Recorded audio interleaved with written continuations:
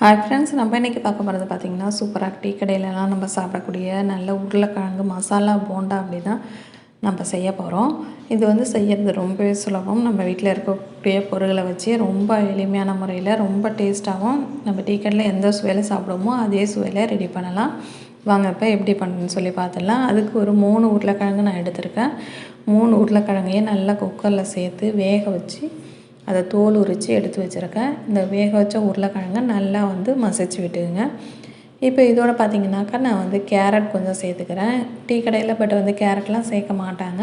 But நம்ம வீட்டில் செய்யும்போது நல்ல ஒரு ஹெல்த்தியான வருஷனாக செய்யலாம் அப்படிங்கிறதுக்காக நான் இந்த வெஜிடபிள்ஸ் ஆட் பண்ணியிருக்கேன். பட் இதனால் டேஸ்ட் ஒன்றும் உங்களுக்கு மாறிடாது. டீ கடையில் சாப்பிடக்கூடிய அதே போண்டா டேஸ்ட்டுக்கு தான் இதுவும் இருக்கும்.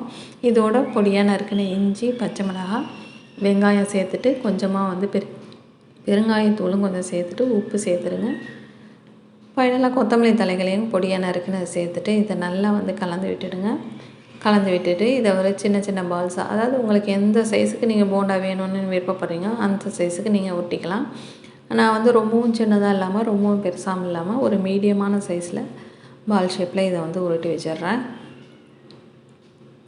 இப்போ பார்த்திங்கன்னா எல்லா மசாலாவும் நம்ம உருண்டைகளாக உருட்டியாச்சு. நம்ம போட்டிருக்கக்கூடிய உருளைக்கிழங்குக்கு நமக்கு வந்து மொத்தம் பார்த்திங்கன்னா 8 ஒரு மீடியம் சைஸுக்கும் ஒரு சின்ன பாலும் வந்து வந்திருக்கு.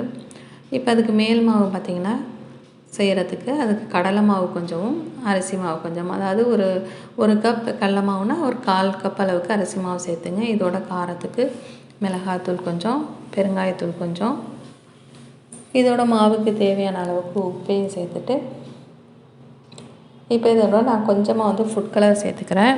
நீங்கள் வந்து ஃபுட் கலர் வேண்டாம் அப்படின்னு சொன்னாக்கா நீங்கள் ஒரு பிஞ்ச் அளவுக்கு மஞ்சள் தூள் சேர்த்துட்டு தேவையான அளவுக்கு தண்ணி சேர்த்து மாவை ஒரு கரெக்டான ஒரு பதத்துக்கு பிசைஞ்சு எடுத்துக்குங்க. அதாவது மாவில் வந்து அதிகமாக ஒரே நேரத்தில் தண்ணி சேர்த்துறாதீங்க. கொஞ்சம் கொஞ்சமாக சேர்க்கும்போது தான் அந்த மாவு வந்து கரெக்டான ஒரு பதத்துக்கு நமக்கு ரெடி ஆகும்.